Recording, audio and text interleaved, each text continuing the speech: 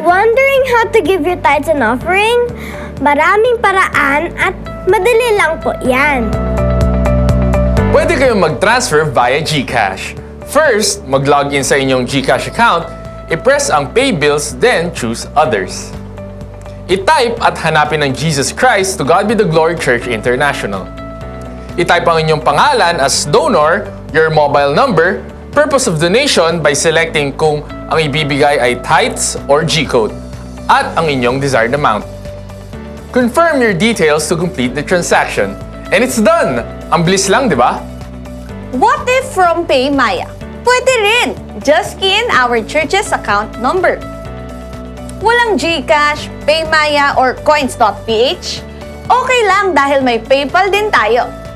Just go to our website www.jctgbtg.com and click the Give Today button.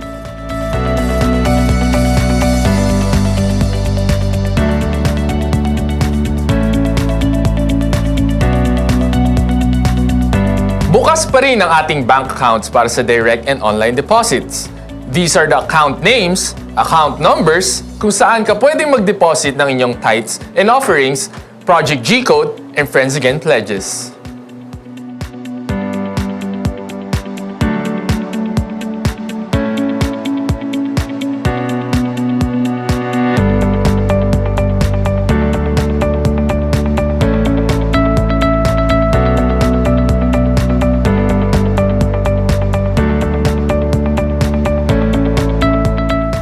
Pwede pa rin kayo magbigay through selected remittance centers. Kapag through Western Union, please write Efren Lopez as receiver and provide this contact number.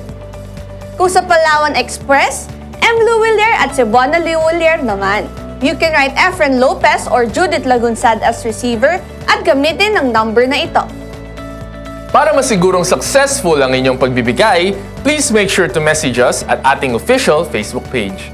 With your name, contact number, amount na ibinigay, reference number, at photo o screenshot ng inyong transaction.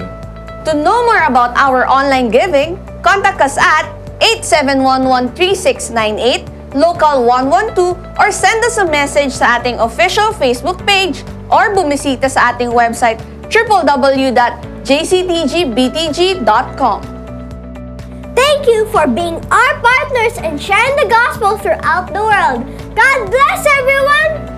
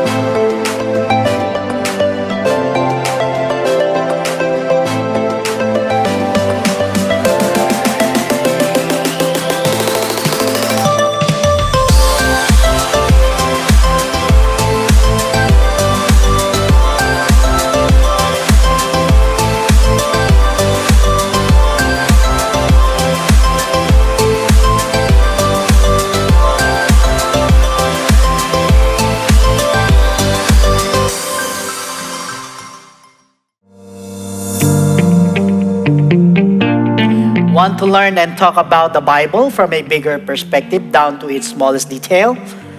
Catch us every Wednesday, 7 p.m. via an exclusive YouTube link. Only here on the Teaching Ministries Bible Survey.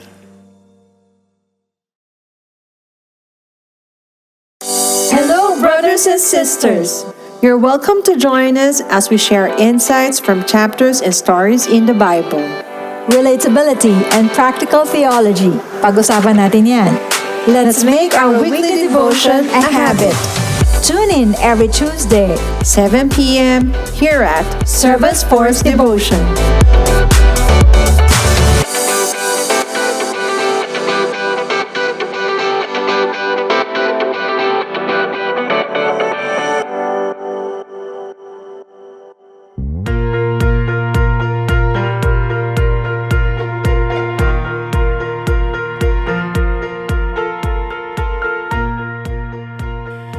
is turning away from what is wrong and turning towards what is right.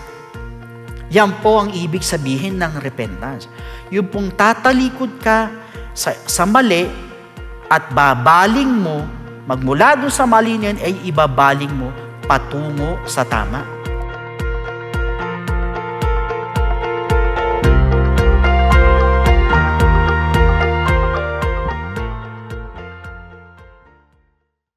By the power of our Father in heaven, let us claim the victory. His blessings and yes, are just prayers away. Together, let us offer our earnest prayers to God. For our brethren, families, friends, and ourselves. My God Connection, every Monday and Friday, 3 p.m. on Facebook, YouTube, and IGTV.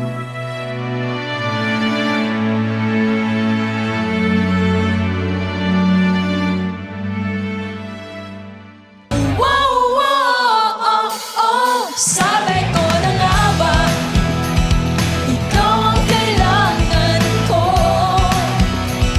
ikaw lang ang buhay ko. Can't stop but praise your name, amazing love displays. At a cross, you are the only one who could ever do that. Inspire me with your love, 'cause you gave your life and holy.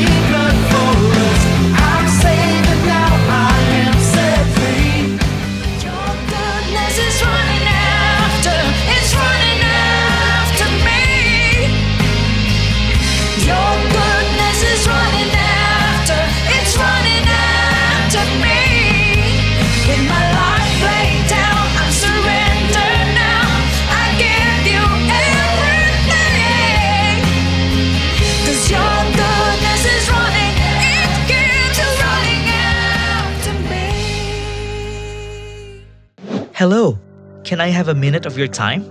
Oh, wag mo muna skip. This will change your life forever. Curious ka, no? Have you heard about the good news? Kung di pa, listen ka na. We present to you the gospel of Jesus Christ.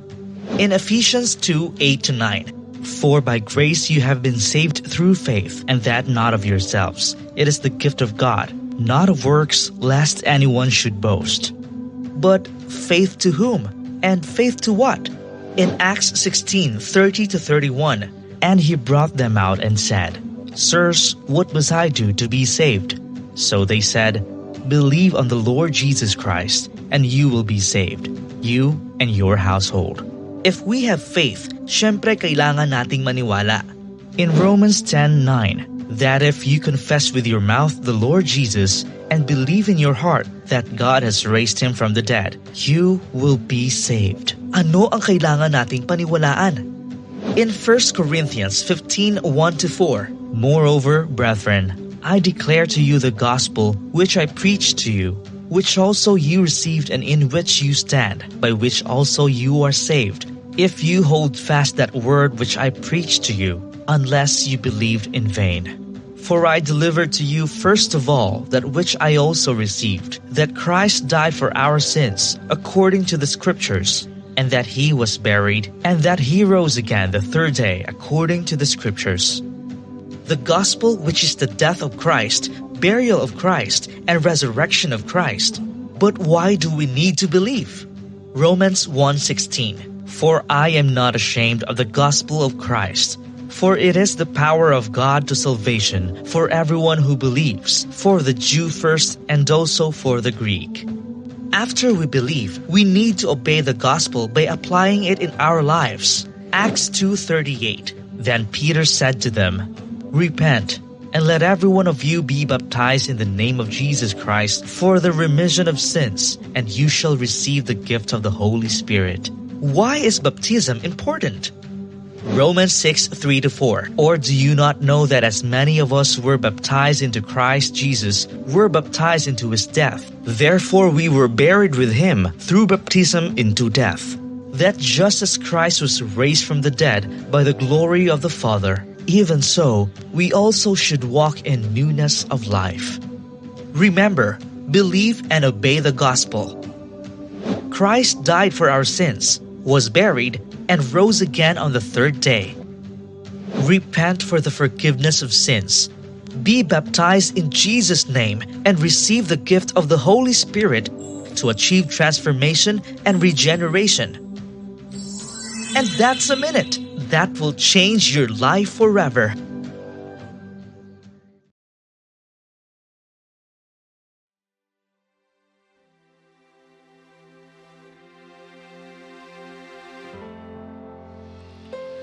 Magandang umaga po sa inyong lahat. Sa lahat po ng mga kapatiran natin na nasa Luzon, Visayas, Mindanao, at sa mga nasa international satellite natin, na ngayon po ay talaga makikisa sa ating pong paghandog sa ating Diyos. Dalangin po natin na magkakita-kita po tayo sa gawain ito. Kahit hindi man lang natin sila makita sa personal, ay nagkakaisa po tayo ng Espiritu. Amen? Tayo po ay makikisa ngayon sa pagsamba, sa pasasalamat, sa pagpupuri, at sa pagdinig sa dakilang kalooban ng ating Panginoon.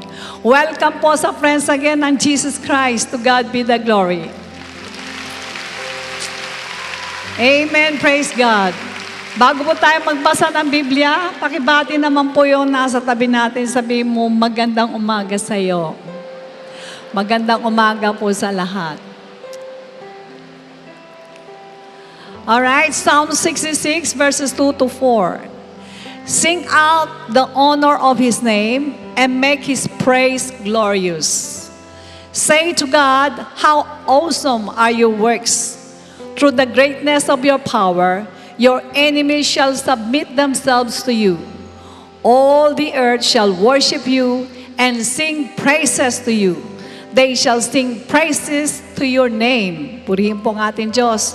May panawagan po at may turo po si King David na lahat po ng mga tao ay dapat magpuri sa ating Panginoon.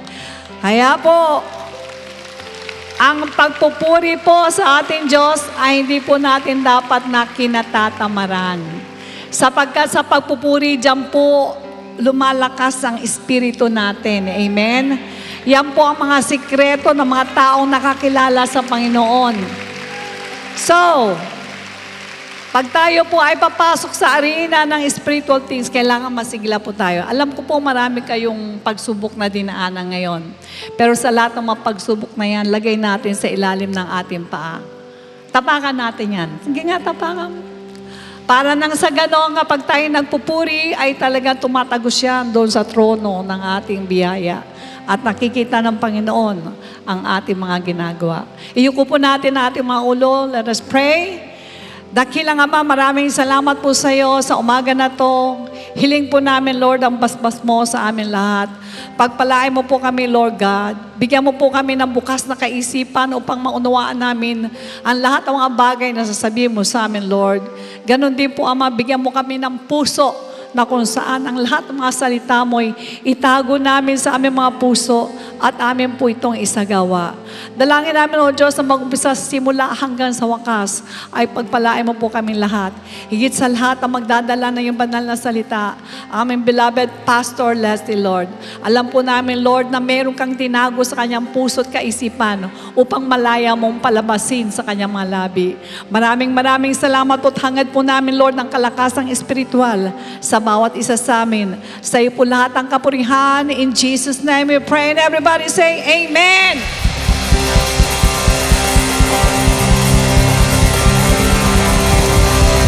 Let us give praise to our Lord Jesus Christ, the giver of strength.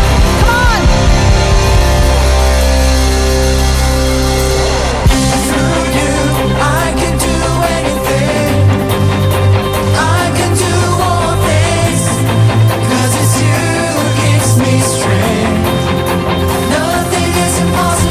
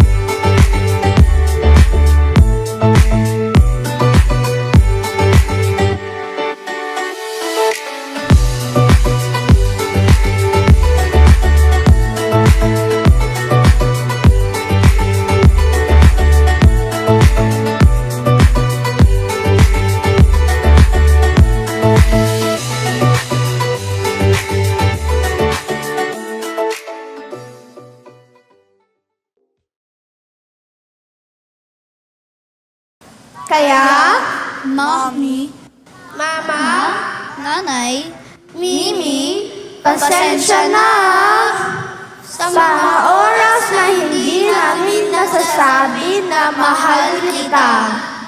Na kahit ilang beses namin sabihin, hindi kayang pagtayan ang siyang na buwan at hanggang ngayon pagmamahal niyo po sa amin.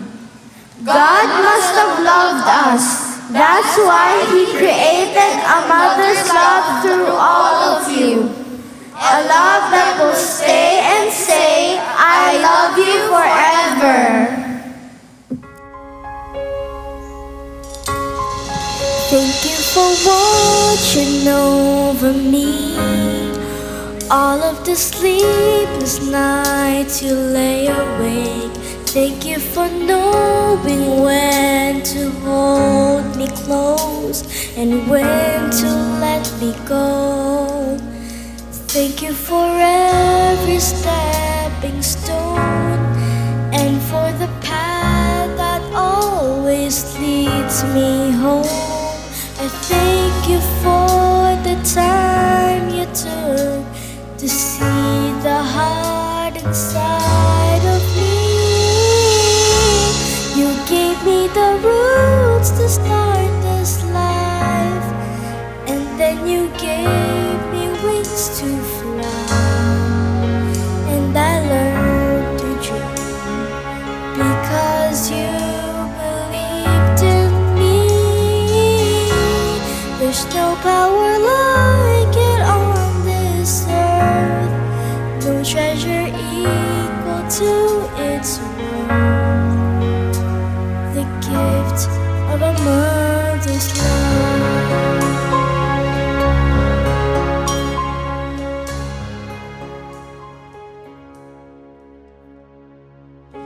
Purihin po ang Diyos, mga kapatid. Isa pong magandang umaga po sa lahat. Welcome po sa Jesus Christ, to God be the glory. At isa pong Mother's Day celebration na natunghayan po natin.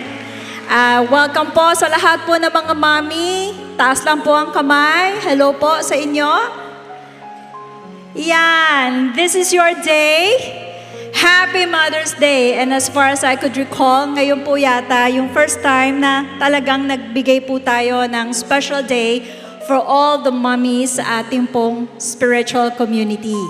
Alright, bago po ang lahat, siguro po umawit po muna tayo sa Panginoon.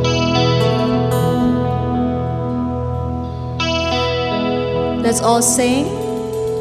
Alam niyo po mga mommies, mahal na mahal po kayo ng Panginoon. And of course, lahat naman. Pero bago po ang lahat, iparamdam po muna natin ang pagmamahal po natin sa ating Diyos. Amen po. Let's all sing. I love you, Lord, and I lift my voice to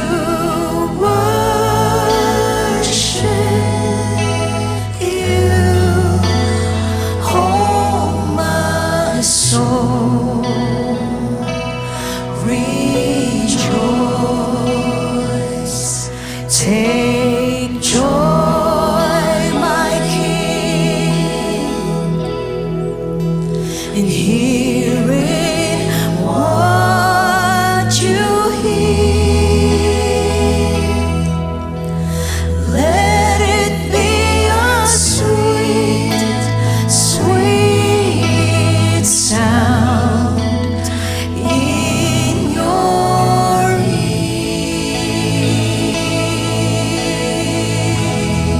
Let's all sing together. And I love you, Lord. Lift up your voices, church. And I lift my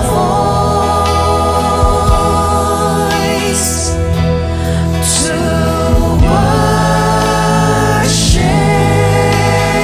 you, oh my soul. So rejoice.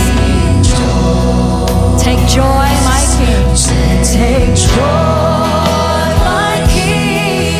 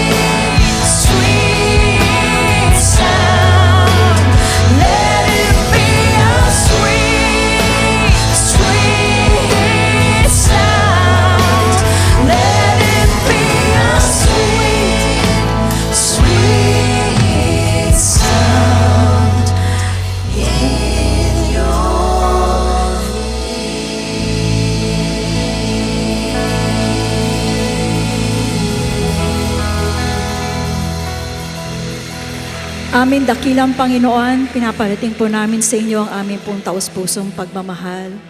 Maraming salamat po sa buhay na iniregalo niyo po sa amin. Maraming salamat po sa aming pamilya, lalo na po sa aming mga ina.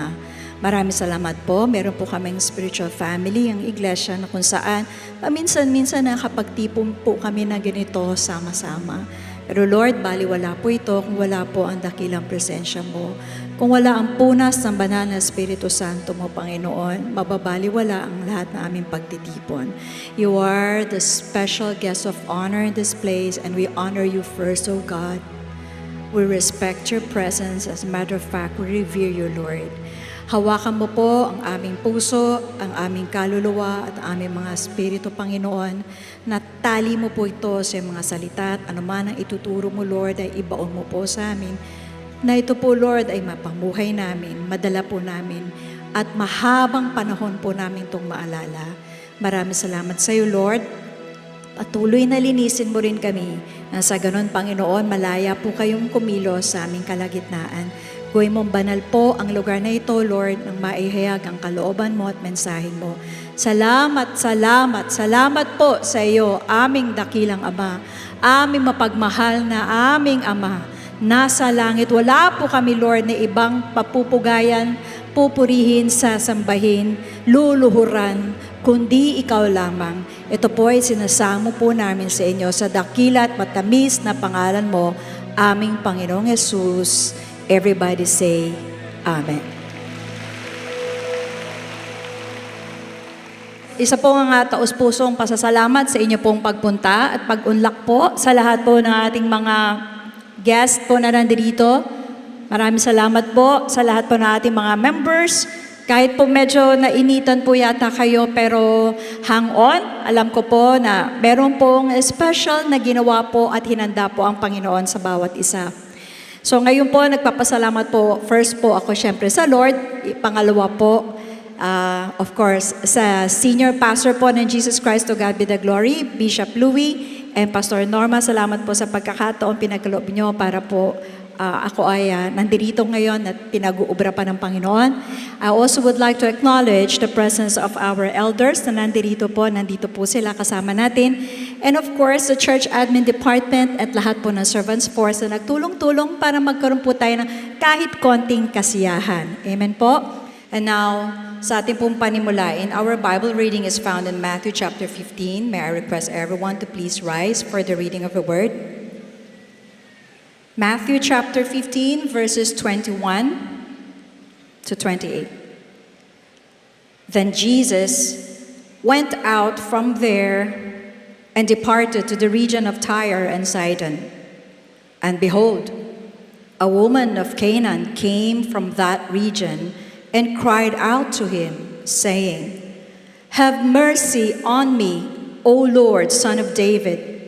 My daughter is severely demon-possessed." But he answered her not a word. And his disciples came and urged him, saying, "Send her away, for she cries out after us." But he answered and said, "I was not sent except to the lost sheep of the house of Israel." Then she came and worshipped him, saying, "Lord, help me." But he answered and said, "It is not good to take the children's bread and throw it to the little dogs." And she said, "Yes, Lord, yet even the little dogs eat the crumbs which fall from their master's table." Then Jesus answered and said to her, "O woman, great is your faith. Let it be to you as you desire." And her daughter was healed from that very hour. And may the Lord bless the scriptures that we read. Makakaupo na po tayong lahat. Sa ating pong binasang storya, mga kapatid, there was a Canaanite woman. And when we say Canaanite, sila po yung mga long-time enemies po ng mga Israelites dahil po sa kanilang kakaibang uri ng pagsamba. Ang mga Canaanites po ay mga pagan worshippers Ang Israelites naman ay mga one God worshippers. Kaya yung madikit lang po sa kanila ang isang Hudyo will make that Jew ceremonially unclean. Therefore, over the many centuries, ang mga Israelites po ay actually they look down on pagans or yung mga Gentiles with disgust and contempt. Now, when this woman found out that Jesus was in the region, nabalitaan niya, napadpad po doon ang ating Panginoong Jesus, she immediately asked for His help. Pero alam niya, bawal siya lumapit. Yun yung kalakaran nun eh. Alam din niya na pwedeng hindi din po siya pansinin o walang mangyayari sa gagawin niya, pero gagawin pa rin po niya out of desperation. Now in the story, she encountered 4 kinds of D respond. D as in letter D. And each D showcased a remarkable reaction in return. We begin in verse 2. Have mercy on me, O Lord, Son of David. My daughter is severely demon-possessed. Pag sinabi po natin, demon-possessed, this is not an easy problem. Magka-problema ka na sa pera, magka-problema ka sa love life, sa families or relationship, but not with this kind of an issue. Ibang uri na po ito. Lalo na kung makita po natin ang anak po natin na inaalihan ng demonyo, diablo, nakikita naman po siguro natin sa mga horror stories how they deal with this. And it's very, very serious. Ano po kaya nararamdaman ng babae na ito na nakita niya na paano pahirapan ng demonyo yung anak niya? Kaya desperado siya kahit kanino, na kahit bawal siya lumapit, ay lalapit po siya. However, in verse 23, it says here, but Jesus answered her not a word. And that's the first D, dead silence. The Lord was there, walang problema. Nakikita po ng Panginoon, naririnig ng Panginoon, alam ng Panginoon ano po ang nangyayari nung oras na yon, but He was completely silent. His lips were tight. As a matter of fact, He was even really not doing anything. Kaya po nandun yung Canaanite woman because narinig po niya na merong achievement si Jesus Christ somewhere. Tumunog po ang pangalan ng Panginoon na isa pong dakilang manggagamot. Kaya po meron siyang daladalang maliit na pag-asa. Lumapit siya sa Panginoon, naisip niya tutulungan siya, pero siya po ay inignore at binaliwala. Na kung tutusin, hindi naman po selfish ang nilapit po ng babae na to. Napakabigat nga ng rason niya para po sa anak niya na inaalihan ng demonyo, pero hindi po pinansin. But, to this woman, tahimik ka, Lord, well, tahimik din ako sa pananahimik mo. You ignored me, Lord, pero ang ginawa po niya, she ignored the dead silence. Tuloy ang kanyang pagsusumamo. Hindi tulad po sa nangyayari sa karamihan, na kapag po tahimik na ang Diyos sa atin, pinapansin po natin yung katahimikan. Nagdaramdam po tayo, nagtatampo, nasasaktan, and ultimately tumitigil po tayo manalangin. But not this Canaanite woman. Dinedma siya ng Panginoon. Ginawa niya, dinedma rin niya ang pangdededma ng Panginoon. Sabi niya, tuloy ang laban. Sa dulo, alam naman natin, nakuha niya ang kailangan niya sa Panginoon. Now, the first D, ang tinapat po niya sa dead silence ay ignore. Meron po ba sa atin na tumatahimik ang Diyos sa inyo pong panalangin? The message today is, ignore. Huwag mong pansinin yung pananahimik. Tuloy ka lang. But what happened next was more disappointing. Send her away, the disciples said, for she cries out after us. That's the second D. The second D is deprioritization. Dito po mga kapatid, supposedly meron na po siya dapat ka-back up. Iniisip po niya yung mga disciples, mga disipulo ni Jesus Christ, mababakapan po siya o magiging agent niya o backer niya para mauna po siya sa pila. But she was really, truly disappointed. Akala nga niya, ilalako siya ng mga disciple. Unahin mo na to kasi kakaiba yung kaso niya. But she was deprioritized. As a matter of fact, pinagtabuyan po siya because she was not an Israelite. Para po sa mga disciples, ang power po ng God's healing ay nakafocus lang muna dun sa mga anak ng Diyos. At lahat ng mga pagans or Gentiles, basta't non-Jew o non-Israelites, tumabi muna kayo, wala kayo sa priority list, kumbaga. So ngayon mga kapatid, ito nangyayari din sa atin. Sometimes nakikita po natin yung mga nasa paligid natin, tinutugon na siya ng Panginoon. Wow, si brother ko, nag-pray siya, pinag-pray ko pa nga siya Tapos tinugon na siya. Wow, si sister ko, kasama rin ako, nag-pray sa kanya. And then nalaman ko, tinugon na rin siya. Parang ba't ganon? Nakakaduda. Parang hindi ako priority.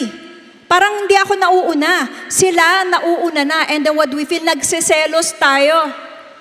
And sometimes nga, we stop praying for each other because inisip natin, pray ako ng pray para sa'yo. Tapos ikaw yung nauuna. Tapos ako nahuhuli sa pila. This is deprioritization. Ang sinasagot lang yung iba, pero tayo hindi. Iniisip natin, siguro sila lang ang anak ng Diyos, ako hindi. And therefore we stop. But not this Canaanite woman. Una, deadma po siya sa katahimikan ng Diyos. Dinedma din niya yung hindi pag-prioritize sa kanya ng mga disciples. Inignore din niya yung deprioritization. Isipin na lang natin kapag may nauuna sa panalangin at nananalangin ka rin para sa kanila at nauuna sila sa pila, isipin lang natin, susunod na yung sa akin. Ako na yung susunod sa pila. Kaya deadmahin mo yung hindi pag-prioritize sa'yo. Deadmahin mo yung naririnig mong answered prayer kabi-kabila. Deadma! Huwag mong dibdibin.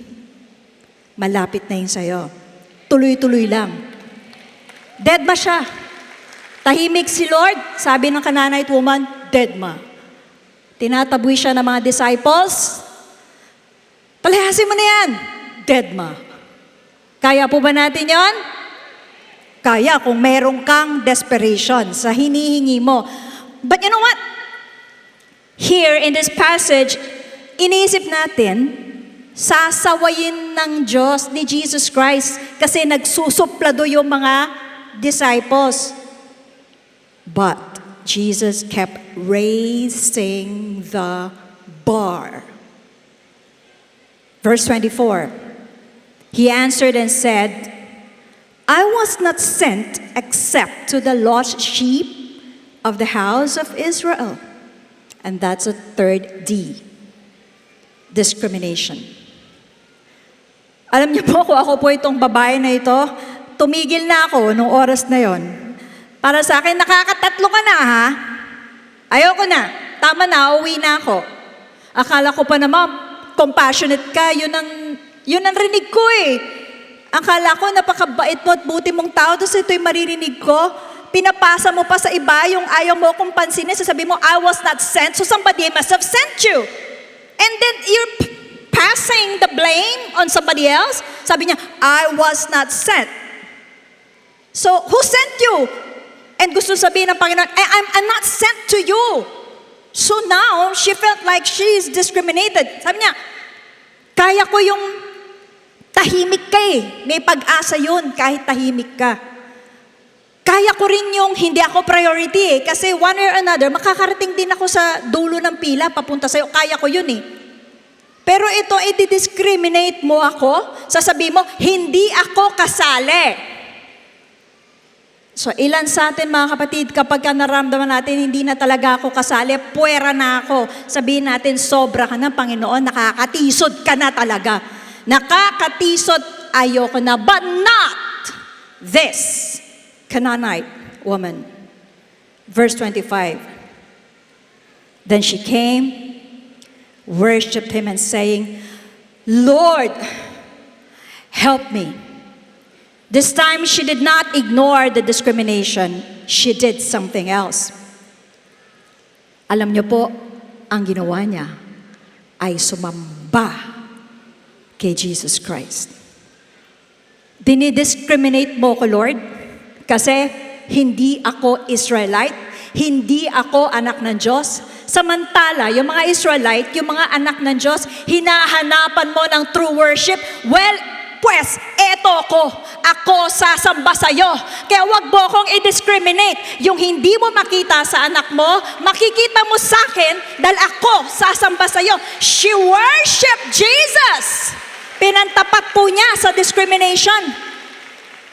Because one thing is for sure, pagka po one God worshiper, talaga pong mapuri yan sa Diyos. Pero yun po yung hinahanap ni John 4 ng ating Panginoon, ang totoong pagsamba mula sa mga Israelita na napakabihira niyang makita. Pero pinakita ng babae na to yung kanyang pagsamba. Therefore, nilulusutan na naman niya yung discrimination na yon.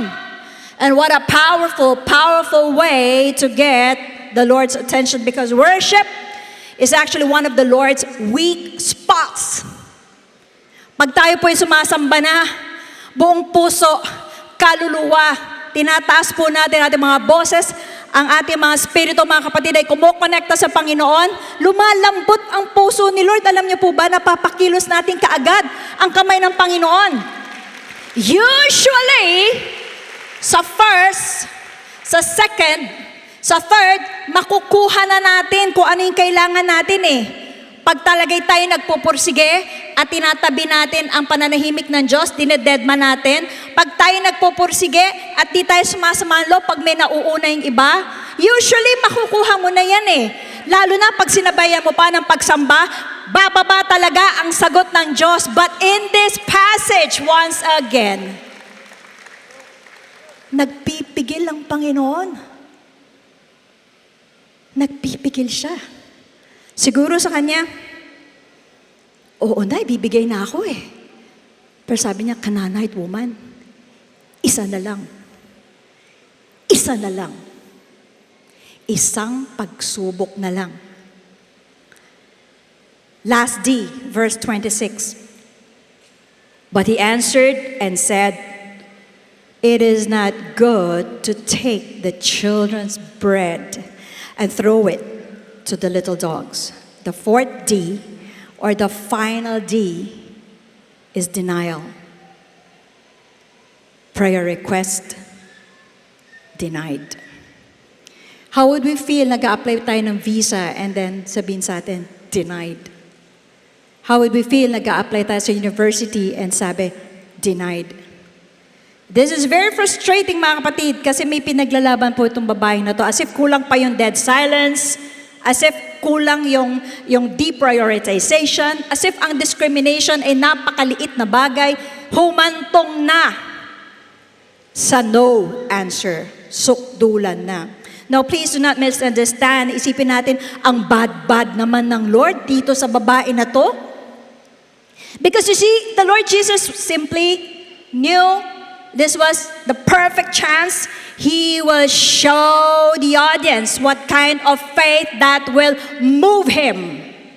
He was about to publicly showcase a faith that would be greater than the faith of the Jews to him, na ipapakita niya na nandoon sa isang hentil na to, isang pananampalataya na hihigitan pa yung pananampalataya ng mga totoong anak ng Diyos. He was about to publicly showcase that.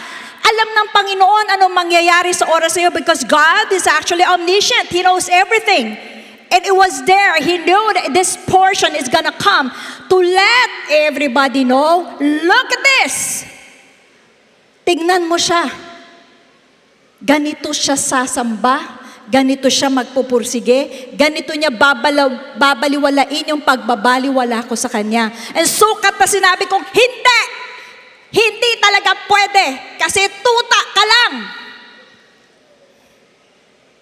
But the Lord will make an excellent model out of this woman, raising the bar, and this woman keep passing the bar, keep crossing the bar each and every time. Every response was intentional. Every response was intense. Because she was under test, as a lot of us are. Did the woman stop? Naglulupagi? Nagwala? Nagpapakita ba siya ng kanyang tantrums? Pinakita na ba niya na, hentil pala tingin mo sa akin pagano pala tingin mo sa akin o pagano ka ngayon, papakitaan kita ng pagiging rough ko kasi pagano ako. Not this Canaanite woman. So how did she respond?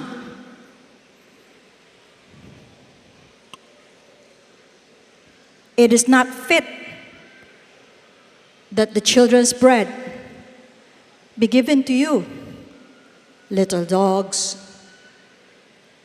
How did this woman respond? Coming from the position of worship,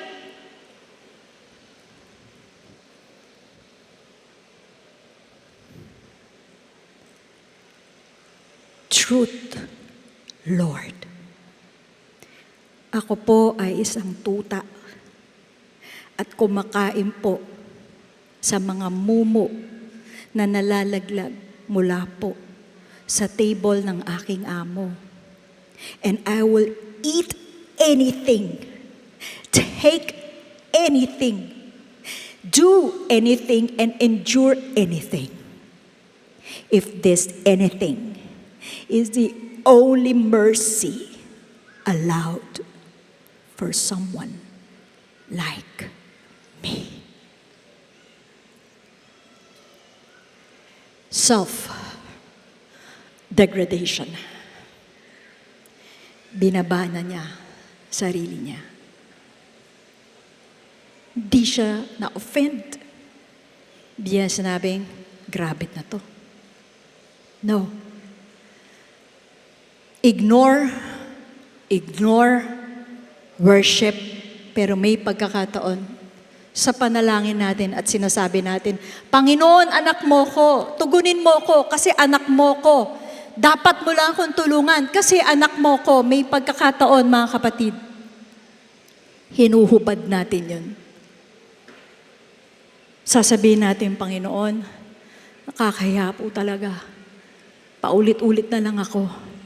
Kung tutuusin, sino lang ba ako? Just like the prayer of David, what is man that you are mindful of him? Pero talagang kailangan ko po ng tulong mo kahit konti lang. Konti lang pansinin mo ko. Alam ko hindi ako karapat-dapat sa panalangin na ito, sa hinihingi ko ito, pero masasadlak na po talaga kami sa ganito. Mauubusan na po kami ng ganito. Hinuhubad ang entitlement. Binababa ang sarili. Self-degradation means nilalagay mo in an inferior state ang sarili mo. Dahil hindi na nag-work ang pagpupursige, hindi na rin nagwo-work ang pagsamba. Yung pagsusuma mo na, hihubarin mo na ang pagkatao mo.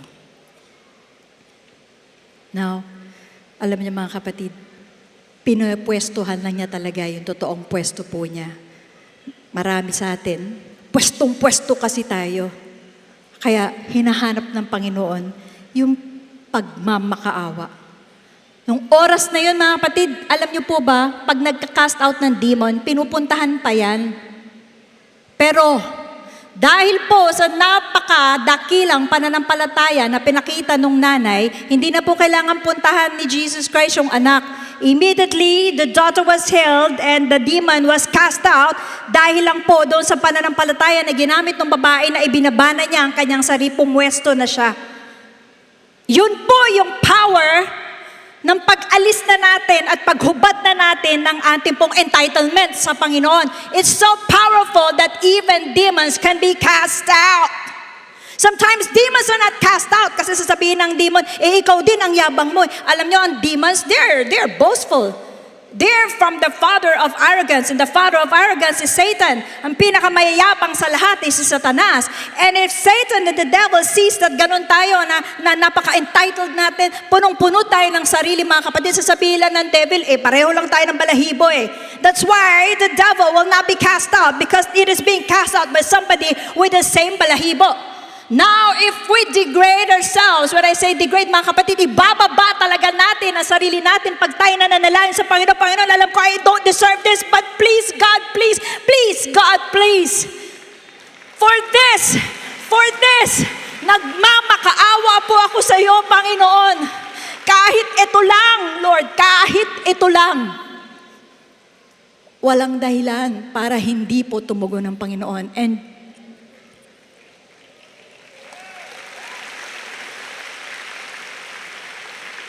bakit po kaya nagawa ito ng isang Canaanite woman? We know it. She was a mother. The power of the mother's love, that was the engine of her faith. Kahit tinaboy siya, pinagtataguan, pinagsarahan ng pinto, pinagpapasapasahan, kaya lumunok ng pride ng isang nanay. Kaya niya na malulubog siya sa utang, pero para sa iyo, anak, gagawin niya. Kakayarin niya, sisikmurain nga niya yung pang-aalipusta sa paligid. Titiisan niya yun para lang sa kanyang anak, so that you child, her child, can survive school, can survive the hospitalization, can survive marriage, can survive this cruel world. A mother will sacrifice anything para sa kanyang anak, mga kapatid. That is the power of a mother's love. Alam niyo po in this story, the daughter was demon-possessed. Merong isa pong karakteristik ang isang demon-possessed. Di ko naman po sinasabing demon-possessed po tayo, pero alam niyo po kapag ganito tayo, tila baga, nagmimistula po tayong demon-possessed, mga anak. Ano yun? Yung behavior po natin na ganito. Ang isang demon-possessed po, wala silang nakikilala. Nakakasakit sila sa gawa, sa salita, kasi wala sila sa sarili. Lapastangan, walang pakundangan. Wala silang kinikilala, pamilya man o ibang tao. Kaya alam niyo mga anak, pag sinasagot-sagot po natin si nanay, pag tayo po ay nagiging rough sa kanya, nalalapastangan, aalimura, yung iba pa nga nasasaktan ng ina. Parang tayo yun. Yung demon-possessed na batang yun. Walang kinikilala, kahit ina. Pero alam mo ba, kala mo iniintindi ng nanay mo yun? Hindi. Manhid siya. Kasi alam niya, hindi ikaw yun. Tsaka kilala ka niya na mabuting anak ka. Alam niya na ang naririnig niya sa'yo, nakikita niya sa'yo, na ito, na wala kang kinikilala. Alam niya, masama lang loob mo. At malamang sinisisi pa niya sarili niya. Ba't ka nagkaganon? Kaya gagawa siya lahat ng paraan para tulungan ka. And you know, this daughter, when she was healed, at the end of the story, nalaman ba niya kung paano binaba nung nanay niya ang sarili niya? At hinubad ang pagkatao sa isang Hudyo na hindi niya dapat lapitan dahil alam naman nila marireject siya. Narinig ba niya? Nakita ba niya? Hindi. Kasi nung panahon na yon, wala siya sa sarili. Sa mga anak na nandito po, sana maintindihan niyo, Kaya pong sirain ng nanay ang sarili niya. Mabuo ka lang.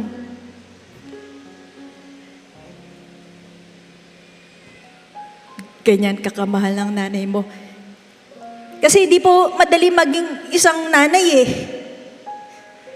Kung may pagkukulang naman na siya.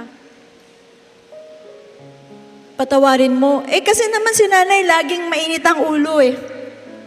Singhal ng singhal eh. Alam mo bakit?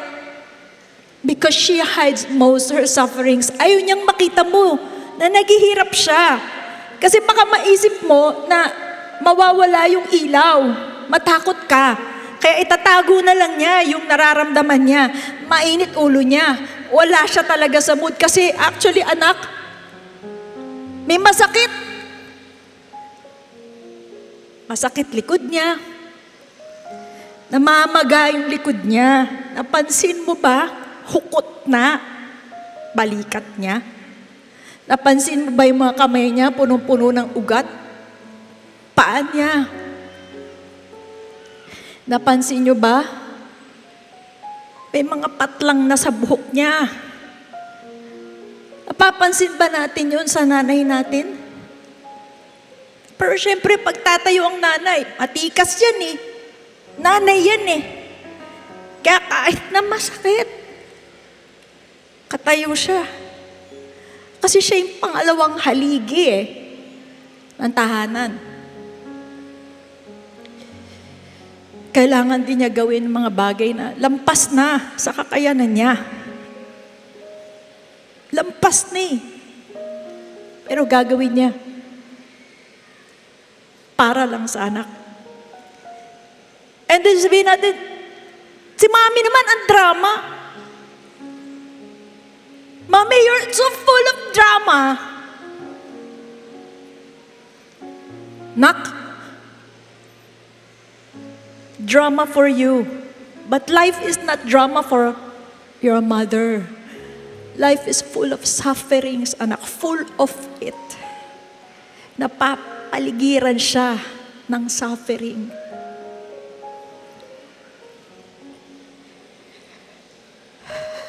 Kaya sana, mahalin natin siya. Pagtiisan, arugain. Kasi wala na yung kapalit eh. She can withstand all the blows and adversities of this life. She will not break. Mind you, she will not break. But what breaks her heart is being misunderstood by you, her child. May kakasamaan kayo na loob. And before she begins to forget so many things, because tumatanda sila eh, she will fight hard not to forget you. At kahit pa nakalimutan ka na niya, kasi matanda na siya, a mother's heart never will. Kasi alam mo, bago sinabi ng boyfriend mo sa'yo, ng girlfriend mo sa'yo, o ng asawa mo yung I love you forever, nauna yung nanay mo. Nung isang dangkal ka pa lang, kalong ka sa tip-tip niya, paulit-ulit niyang hinahaplos ang ulo mo. Hinahalikan, sinasabi, I love you forever, anak. I love you forever. Nakalimutan mo na lang. So ngayon mga kapatid,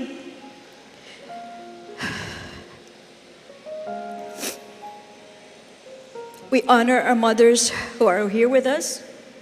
Bigay yan, regalo yan ng Diyos sa atin. Ito sana yung kaisa-isang araw na masabi natin na kung hindi ka pala sabi ng thank you, Mommy.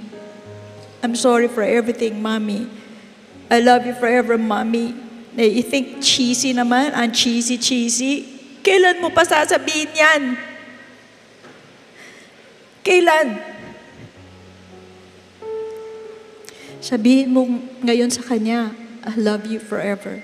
And we will join the prayer para sa kanila.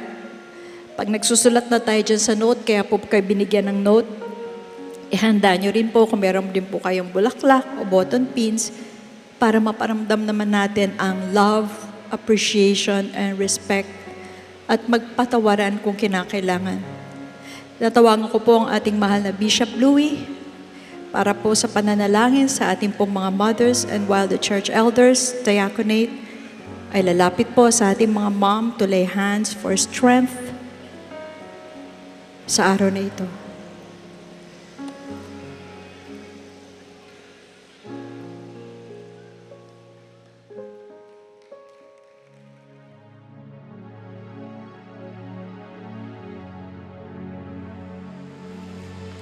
Okay, purihin ng Diyos, mga kapatid, at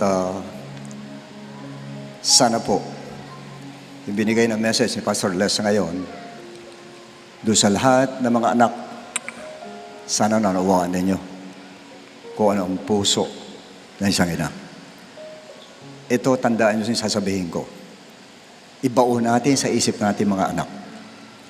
There is no perfect mother. But, pag sinabi mother, a mother always has a perfect love for her child. Ba't hindi ko nakikita? Yun ang tanong na iba. Nakikita ko yung pagalit. Nakikita yung maling ginagawa. Nakikita yung maling ginagawa. Maaaring yung way, mali. Pero yung puso niya. Ano laman ng puso ng isang ina? Yung kaninang in-explain ni Pastor Les, hinubad niya lahat sa kanya. Pati pagkatao niya, hinubad niya. Nang pumayag siya maging aso. Bakit? Puso ng isang ina. Pumayag siya mawala reputasyon. Why? Puso ng isang ina. Kaya kayo mga anak, huwag kayong mag-judge sa inyong ina. Dahil hindi nyo nakikita ang puso ng inyong ina. Maaaring galit siya, maring inis siya dahil sa nagawa mo, pero hindi ibig sabihin nun na hindi ka mahal ng anak mo. Kung titignan mo ang puso niya, walang papantay sa pag-ibig ng ina sa kanyang anak. Sigurado na andun pa rin ang pag-ibig na yun. Alam ko po, sa umaga nito, marami sa inyo mga ina, may mga masasakit ang kalooban ninyo. Marami sa inyo may sama ng loob. Pero hindi nyo naman masabi sa anak ninyo sa takot ninyong mawala, yung anak ninyo maglayas, yung anak ninyo. Kinikimkim ninyo. Pero nandun yung hapdi sa puso ninyo. Nandun yung sakit sa puso ninyo. Dahil kayo nakakaalam niyan kung gaano nyo kamahal ang anak ninyo. Ako mismo hindi ko alam dahil hindi ko nakikita ang puso ninyo. Ang Diyos lang ang nakakita ng puso nyo. At ikaw mismong may puso, ikaw lang nakakaalam kung ano nasa puso mo. Pero hindi alam yan ng anak mo. Hindi alam yan ng asawa mo. Hindi alam yan ng iba. Ikaw lang na may puso ang nakakaalam yan. At tinitiis mo. Why? Ayaw mo magwala yung anak mo. Ayaw mong lumayas yung anak mo. Ayaw mong lalo kang bastusin ng anak mo. Kanya tumatahimik na lang ang isang ina pagka ganon. Meron ng mga ina, nilalabas nila yung galit nila, pero hindi ko mo galit sila, wala yung pag-ibig. Hindi mo. Andun pa rin yun sa puso ng isang ina. Pirmi yun tatandaan. Mga anak, ang iba ang puso ng isang ina. Lahat gagawin alang-alang sa kanyang anak. At ako naniniwala, marami sa inyo mga ina na nandirito, na nando sa ganung kalagayan. Nami-misunderstood tayo ng ating mga anak. Hindi kayo maintindihan ng inyong anak. At doon sa partong mga anak, pakiusap, sana naman po, wag naman sa lahat ng oras, ang iniisip ninyo, unawain kayo ng ina ninyo. Sana naman minsan, kayo naman ang umunawa sa inyong ina. Dahil ang isang maging ina, sinabi na ni Pastor Las kanina, hindi biro ang maging isang ina. Hindi po biro. At darating ang araw, kayo mga anak, magiging ina rin kayo. Mararamdaman nyo ngayon kung ano ang puso ng isang ina. Mararamdaman ninyo, sigurado yun. At doon nyo maaalala ngayon, yung ginawa ninyo sa ina ninyo. Kanya, hihingi ka ng tawad kung buhay pa. Kung patay na, kanino ka hihingi ng tawad? Wala na yung nanay mo.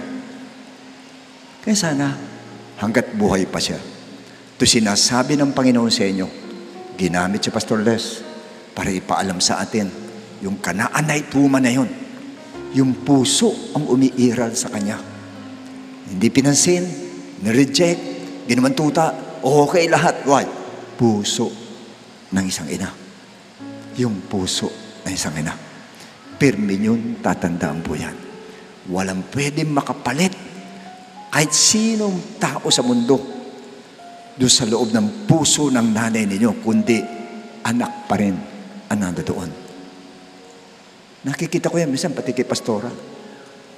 Ibang pagmamahal niya sa anak niya, iba yung pagmamahal niya sa akin. At kuminsan nakikita ko talaga, mas matimbang yung pagmamahal niya sa anak niya kaysa sa akin. Hindi ako nagdaramdam. Dahil alam ko, ang puso ng isang ina. Matindi ang puso ng isang ina. Kanya yun ang bakit matindi? Yan ang tanong. Siyam na taon niya, nagaganong-ganon yung nanay, o siyam na buwan, nagaganong-ganon yung nanay mo. Bit-bit yung palaki ng palaki ka doon sa loob. At bukod sa lahat, nung pinanganak kayo, hindi yung pusod ng tatay mo nakaduktong o yung pusod mo nakaduktong sa tatay mo. Hindi. Sa nanay mo nakaduktong yung pusod mo nung pinanganak ka. Kanya kayong dalawa, pinutol man yung pusod na yon, magkaduktong pa rin kayo. Siyam na buwan kayong magkaduktong sa tiyan niya. Paano ka malilimutan ng nanay mo? Siyam na buwan ka niyan dinala, siyam na buwan na nagtiis siya, lalo na pinanganak ka, grabe yung tiis na nangyari sa kanya. Kaya matindi. Kanya yung lukso ng dugo, kahit magkahiwalay kayo, yung bloodline niyo, magkakonekta pa din. Magkakonekta pa rin. Hindi maghihiwalay. Kaya yung parte ngayon, kahit ganun ang ginawa sa Canaanite woman, ganun pa rin siya. Sige pa rin. Tuta na akong tuta. Reputasyon, wala na akong pakialam sa reputasyon. Basta importante dito, yung anak ko gumaling, yung anak ko gumaling, yung anak ko gumaling. Tama si Pastor Les. Alam ba no anak niya? Hindi. Kayo mga anak, alam nyo ba nararamdaman yung nanay nyo pag nag-aalala? Alam nyo ba nasa puso ng nanay ninyo pag kayo nabibigo, pag kayo may nangyayari sa inyo, may sakit kayo, alam nyo ba nasa puso na yun? Hindi. Yan ang problem. Yan ang problem. Nakikita mo lang yung pagalit sa'yo, nakikita mo lang yung minsan masama ugali sa'yo, yun lang ang nakikita mo. Pero yung puso, hindi mo nakikita ang puso ng isang ina. And how I wish, sana sa araw na ito, kahit malang Mother's Day man lang, masabi mo, Nay, patawarin mo ako. Tsaka, ano man nagawa kong pagkukulang, patawarin mo ako. Tsaka, mahal kita, inay. Mahal kita. Alam mo yung salitang, I love you, nanay. I love you, mami. I love you, mama. Grabe po yun. Grabe po yun sa puso ng isang ina. Napakatindi po nun. Napakabigat po nun. Pag nagsasabi mga anak na, I love you, mami. I love you, ma. Nanay, I love you. Mahal kita, nanay. Grabe po. At lalo na yung mga ginagawa niya. May nakikita ko dyan. Isang anak na, kahit siyang pumunta yung nanay, talagang inaalalayan niya, inahatid niya, sinusundo niya. Grabe pakiramdam ng nanay, napakapalad ng nanay na yun. Why? Nakikita nung anak niya kung ano yung puso ng nanay niya. Nakikita nung anak niya kung ano ang pagmamahal nung kanyang nanay sa kanya nung maliit pa siya hanggang sa lumaki siya. Kanya gumaganti siya. Gumaganti siya ngayon. Gumaganti. Ngayon mga anak, paano gumanti? Pag sinigawan, sinisigawan din. Yun ang ganting ginagawa natin. Hindi yun. Gantihan natin na maganda. Kahit ano pa makita mo sa nanay mo, huwag mo husgahan ang puso niya. Siya lang ang nakakaalam kung ano nasa puso niya. At ako bilang magulang din, alam ko nasa puso ng isang ina. Dahil ama rin ako na may mga anak. Alam ko rin. Titiisin mo talaga lahat. Minsan suwail na, tinitiis mo pa rin. Why? Huwag lang mawala yung anak mo. Huwag lang maglayas yung anak mo. Natatakot ka ba kung ano mangyari sa anak mo? Ganon nangyayari. Kinakapalan mo na yung mukha mo. Na alam mo mali na ginagawa ng anak mo, kinakapalan mo yung mukha mo. Kung baga sa ano, parang tinotolerate mo na. Huwag lang mawala yung anak mo. Samantalang kung tutuusin, grabe, yun nasa puso niya. Pag nagkakamali, ang anak niya. Bawat ina na nandirito, titsakin ko sa inyo mga anak, ang puso na niyan, ang gusto, mapaayos kayong lahat, mapabuti kayo mga anak, mahalagay kayo sa maganda mga anak, maging maganda kinabukasan ng mga anak. Para, pag dumating na yung time, tulad na napanood nyo, nasa ospital na yung nanay nyo, nagbibilang na lang ng oras, nakangiti yan pag namatay.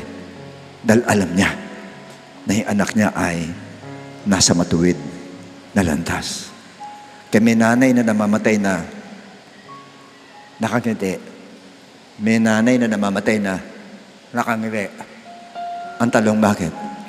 Alam niya, yung iiwan niya, mapapahamak. Alam niya. Tanong mga anak, yan ba pababaon ninyo sa inyo ina bago lumisan sa mundong ito? Yun ang tanong. Yun ang tanong. Tandaan ninyo. Kung ano inihasik mo, yun din ang aanihin mo. Kasi kapag dumating yung tayo, may anak ka na, magugulat ka. Ba't ganito to, suwail? Bakit? Ano ka ba nung araw? Sa nanay mo. Di ba ganyan ka rin? Aanihin mo rin yan. Sinabi ng Bible yan. Kaya sana, while there's still time, hanggat may panahon pa mga anak, magbago na tayo. Mahalin natin, hanggat buhay ang nanay natin, mahalin natin po. Mahalin natin. Wala na po. Alam niyo, pag ginawa niyo na maganda nanay niyo at minahal niyo, pag nilibing yan, kahit lagay mo lang sa isang tabi yan, lagay mo ng semento, gano'n, okay na yan. Ang importante, yung buhay siya, kung anong ginawa mo. Hindi yung, gusto ko may musileo, nanay ko, gusto may gano'n. Tapos iyak ka na. Alam niyo, karamihan kanya iba, kanya iyak ng iyak. Nakikita nila yung pagkukulang nila sa nanay nila. Hindi dahil sa nawala yung nanay nila. Yung pagkukulang, nakikita nila, nagigilty sila. Yun ang dahilan. Yung iba, bakit gano'n nawala yung nanay, pero umiiyak siya, pero nandun ang kapanatagan ng loob. Why? Alam kong nagawa ko ang akin tungkulin bilang anak sa aking ina. Nagawa ko. Ba't mo sinasabi yan, Bishop? Kasi ako rin, hindi ko nagawa sa sarili kong ina ang dapat kong gawin. Inaruga ako, yes. Pinatira ko pa sa akin, pinatira ko sa mission house, pero hindi ko na ibigay. Yun dapat ko ibigay sa kanya. Misa isang linggo, office ko sa mission house, misa isang linggo, hindi ko nasisilip man lang doon sa kwarto niya. Malaking pagkukulang ko sa akin ina. Napakalaki, inaamin ko sa harapan ng Diyos. Sana, huwag nyo nang gayahin pa. Huwag na. Ngayon pa lang, nasa inyo lahat ng pagkakataon para pamahalin ninyo at pakita ninyo ang pag-ibig sa inyong mga nanay, sa inyong mga ina. At naniniwala ako sana, dito mala sa Mother's Day na ito, madama nila ang pag-ibig ninyo, mga anak. Sa oras pong ito, hinihiling ko lang po na tumayo lahat yung mga ina. Mas maganda po, lumapit sa harapan yung mga nanay.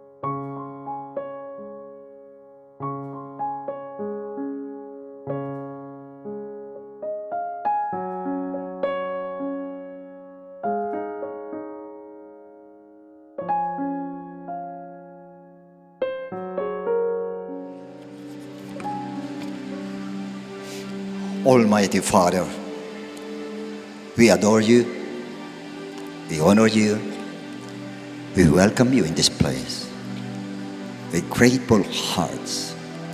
And we thank you for the gift of mothers. Thank you for their love, their sacrifice, their unwavering commitment to raising their children in the ways of righteousness. We pray that you will bless all mothers today and always, Lord, and may they find joy in their work and strength in their struggles. May they fill with your wisdom as they guide their children through life's challenges. May they know the peace that comes from their trusting in your promises. And may they be confident in your unfailing love. And we ask that you would give them patience to endure the daily tasks that come with being a mother, and the courage to face the difficult decisions that must be made along the way. We pray that you will help them to be good examples to their children, showing them the way to follow you. And we pray that you continually protect and safeguard them and their families from all evil and harm. Bless all the works of their hands. Supply all their needs. Shower them with your unfailing love as you use them to channel your love to their families and engine their faith. And fill them with your Holy Spirit to make them overcome any adversity, hurts, pains in life. Extend your hand, Lord, and pour out your blessing exceedingly in all aspects of their lives, as well as their families. O Lord Jesus, alam mo ko na nasa puso ng lahat ng mga anak mong nandarito, mga magulang, mga ina na nandarito. Karamihan po nandoon ang pait sa puso, nasasaktan, nagdaramdam, pero hindi masabi sa iyo, Panginoon. Nasa takot nila mawala ang kanilang mga anak. Kaya sa oras ito hinihiling ko, Lord, paghilumin mo ang sugat sa puso ng mga inang nandarito, Lord. Alisin mo ang mga pait na nandoon, Lord, at palitan mo na lang ng pangunawa, Panginoon ko. At tulutan mo rin sa mga anak na nandarito na sana maunawaan din nila kung ano nasa puso ng kanilang ina, para malaman nila kung gaano sila kamahal ng kanilang ina. Huwag silang bumase sa nakikita nila sa panlabas ng kanilang ina, kundi ang pagpasyahan nila nando doon sa ikabutura ng puso ng kanilang ina, na wala iba kundi ang matinding pag-ibig sa kanilang mga anak. Panginoon ko, iunat mong kami mo sa lahat ng mga nanay na nandarito, Lord. Ibsan mo ang lahat ng kanilang kabigatan. Ibsan mo ang lahat ng kanilang mga sama na loob kung meron naman, at lahat ng bigat na nararamdaman nila, at palitan mo po ng kagaanan, Lord. And please, Lord, sa oras na ito, we claim yes and amen to all of our prayers. And I give my benediction to all of them in the name of Jesus Christ. Amen and amen. Palakpakan natin ang Lord.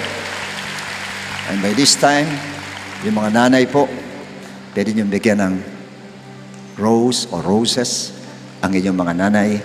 And please say, Mama o Nanay, I love you. I love you.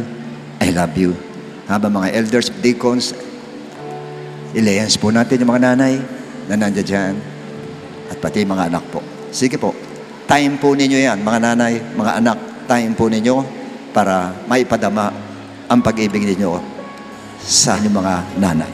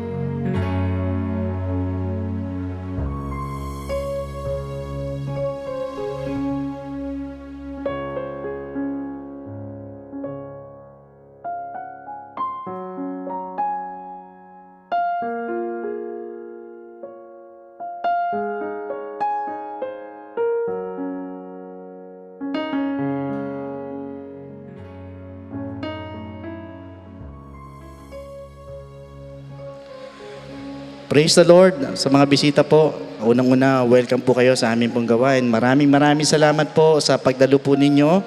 Pinaunlakan po ninyo yung nag-anyaya po sa inyo dito para maka-attend sa Cuneta. However, allow me to share with you regarding the gospel of salvation. Just a few minutes of your time, saglit lang po ito sa mga bisita po. So please lang, listen to me. Ganyan din po sa lahat po na nanonood po ngayong umaga sa ating pong YouTube. So please listen to me sa lahat ng mga first-time viewers, lahat ng mga first-time guests and visitors. Allow me to share with you the gospel of salvation. So pag sinabi po natin salvation in Ephesians chapter 2 verse 8, so please listen to me carefully sa lahat ng mga bisita.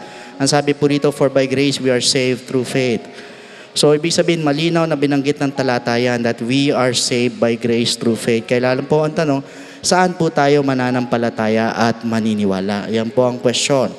So it is about the gospel of Jesus Christ. Yung po sa 1 Corinthians chapter 15 verse 1 to 4. It is about the death of Christ, the burial of Jesus Christ, and the resurrection of Jesus Christ. Tatlo po yan na kailangan po nating paniwalaan at sampalatayanan. Yung pong death, burial, and resurrection.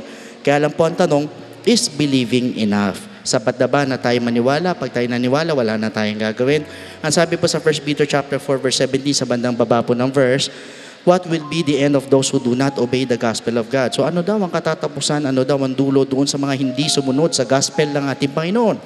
So sa madalit sabi, ang gospel of Christ must be obeyed. Pag tayo po'y naniwala at nanampalataya, kailangan lakipan po natin ang pagsunod. So hindi po tayo matatapos sa paniniwala at sa pananampalataya lang, kundi kailangan sundin po natin itong gospel. But the question is, how are you going to obey that gospel? It is found in Acts chapter 2 verse 38. Unang-una, tayo po'y magre-repent. Pag sinabi nating repentance, we are going to ask for forgiveness. We are going to confess our sins. Hingi tayo ng tawad sa ating Panginoon at naniniwala po ko kahit gaano kabigat, kahit gaano kalaki inyo nagawang pagkakasala sa ating Panginoon, as long as nandun po yung genuine repentance. Dahil ang Diyos po natin sa puso po nakatingin. Nakita niya yung puso po ninyo, nandun yung lubos na nagsisisi ka. The Lord is willing and able to forgive your sins. Diyan din po papasok yung pong death to sin. So yan po yung unang step, we need to repent. Second, we need to be baptized in the name of Jesus Christ. So tayo naman po ibabautismon sa tubig. So ilulubog po tayo in the name of Jesus Christ. Ilulubog po tayo sa tubig. At pag sinabi po natin baptism in the book of Romans chapter 6 verse 4, therefore we were buried with Him through baptism into death. Sa bandang harapan po ng verse or ibabaw. So ibig sabihin, we need to be baptized in the name of Jesus Christ. Bakit? Para bagang inililibing po natin ang ating po mga kasalanan, kasabay naman po ng paglilibing kay Kristo. So yun po yung pangalawang step. We need to be baptized in the name of Jesus Christ. And the third step is we need to receive the gift of the Holy Spirit. Diyan naman po papasok ang ating transformation, yung ating pong regeneration. So sa madalit sabi, tayo mababago na po, na nabanggit po sa Romans 8:11, at gayon din po sa Titus chapter 3 verse 5. So once we receive the gift of the Holy Spirit, dyan din po yung tinatawag na natatanggap natin yung power. Power to overcome all our weaknesses. Aminin nyo man hindi, lahat tayo may kahinaan. And in order for us to overcome those weaknesses, we need the gift of the Holy Spirit. We need the power of the Holy Spirit in our lives. Dahil kung sa atin lang, mahirap magbago. Pero pag nasa inyo po ang Holy Spirit, yan po ang tutulong po sa atin para mapagdugumpayan yung lahat ng ating po mga kahinaan. At yan din po ang magpapaalala po sa atin para makasunod po sa kalooban ng ating Panginoon. So ito pong tatlong ito ay kailangan maganap po sa ating po mga buhay. First, we need to repent. Second, we need to be baptized in the name of Jesus Christ. And third, we need to receive the gift of the Holy Spirit. And that is what we call the good news, and that is the gospel of Jesus Christ. So at this moment, sa lahat ng mga bisita po namin na nandito, pwede po ba na itaas po ninyo yung dalawang kamay bilang tanda ng pagsuko? Ngayon din yung lahat na nanonood po ngayon. Taas po ninyo yung dalawang kamay, yuko po ninyo yung mga ulo sa mga bisita po. And please repeat after me with this prayer. At tayo po sa likod, pag-pray po natin sila. Please repeat after me sa lahat ng mga visitors. Panginoong Yesus, lumalapit po ako sa iyo bilang isang makasalanan.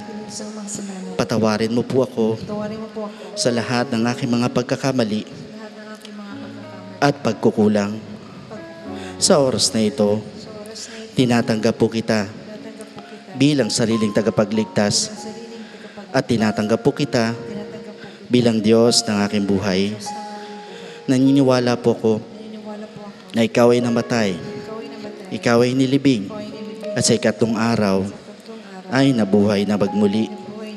Tulungan mo po ako makapagsimula ng bagong buhay at idagdag mo po ako sa iyong kaharian. Maraming salamat po sa pangalan ni Jesus. Amen. So yan po yung first step. Para sa pangalawang step, sa lahat ng ating po mga first time viewers naman po, andyan po yung mga telephone numbers po natin sa baba ko na screens po ninyo. Pwede po kayo tumawag po dyan para makapagpa-schedule po tayo ng water baptism, or otherwise you can directly message our FB page to give you further instruction. Masagot po namin para at least makapag-schedule po tayo ng water baptism. So once again, God bless every one of you, and to God be all the glory. And here's our beloved Pastor Norma for the additional message and benediction.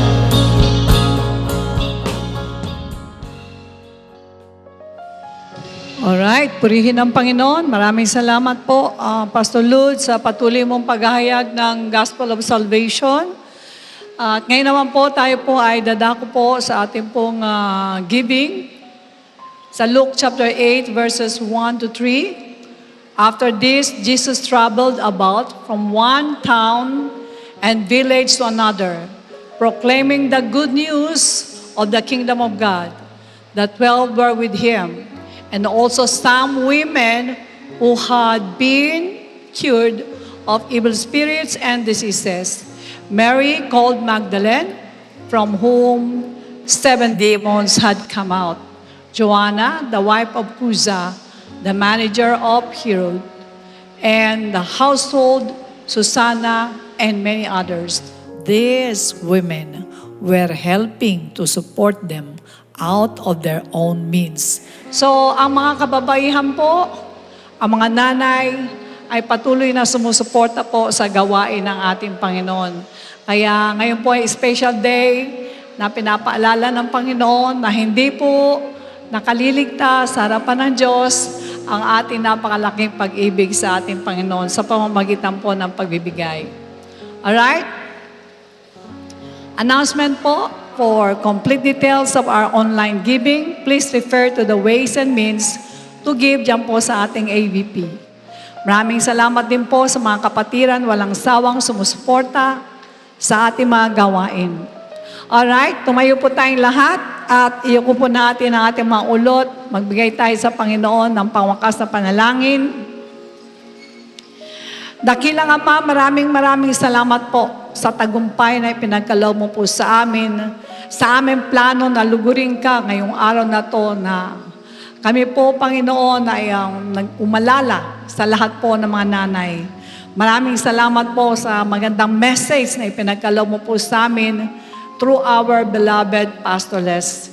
Nawa po, Panginoon, ang lahat ng mga nanay ay magkaroon ng security na narinig ng kanilang mga anak ang mga sinabi mo po sa aming lahat.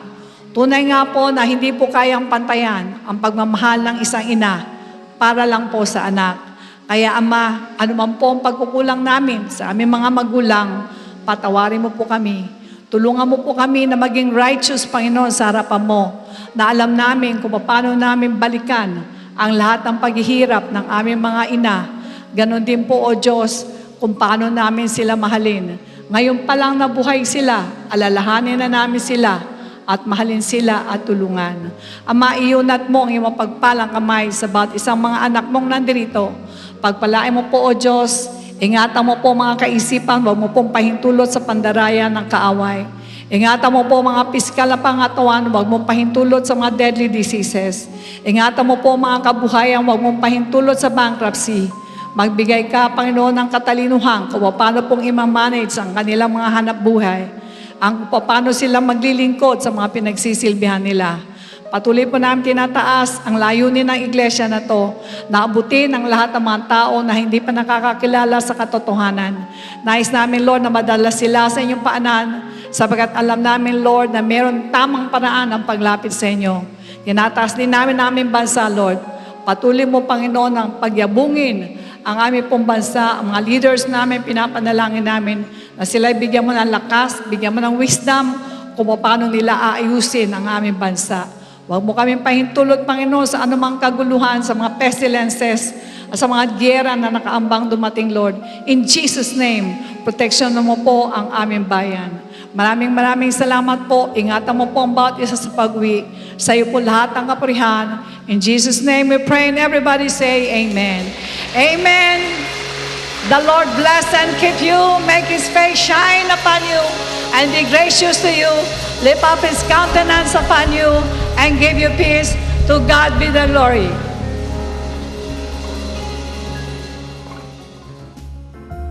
Narito naman ang ating church announcements. For online giving and Bible study offerings, you may refer to the details being flashed on the screen.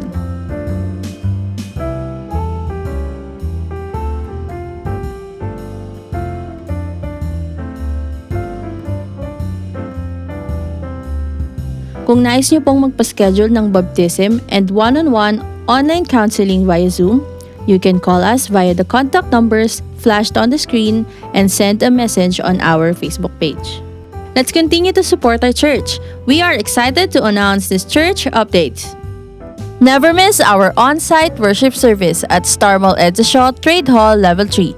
You can choose among the 3 time slots: 10 a.m. to 11:30 a.m., 1:30 p.m. to 3 p.m., 5 p.m. to 6:30 p.m.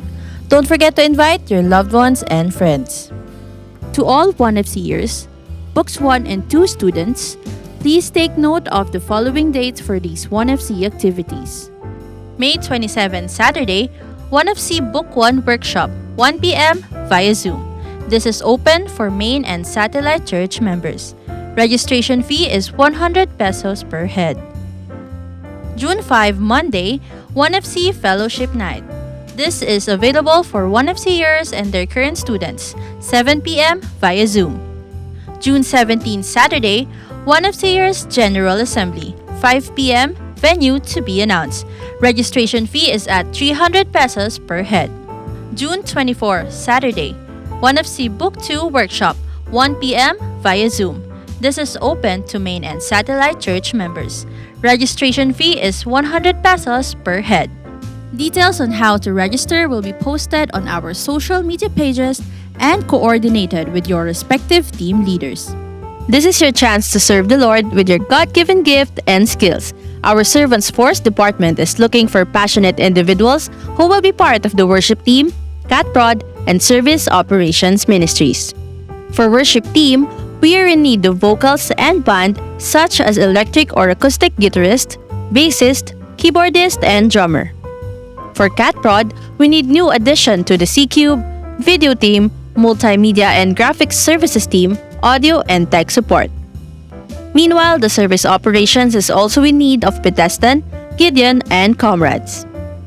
The applicant must have completed 1FC Books 1 and 2 as a basic requirement. Scan the QR code to apply or fill out the online application form found on our social media pages and website.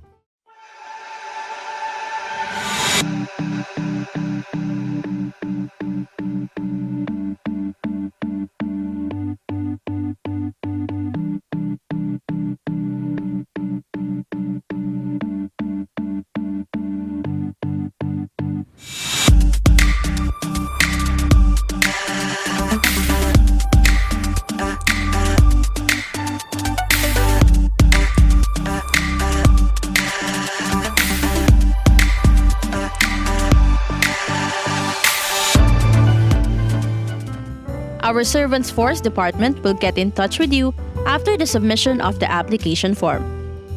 Join us now! IDO for Music is now on Spotify, Apple Music, Deezer, Amazon Music, and other digital platforms. You can also start using IDO for songs on your Facebook and Instagram stories and reels, and TikTok videos. Our church merchandise are up for grabs. Our very own calling card and newest sticker designs are available for purchase. We encourage you to visit our church kiosk located at the entrance to purchase. You can also contact us via our Facebook page or the numbers flashed on the screen to order.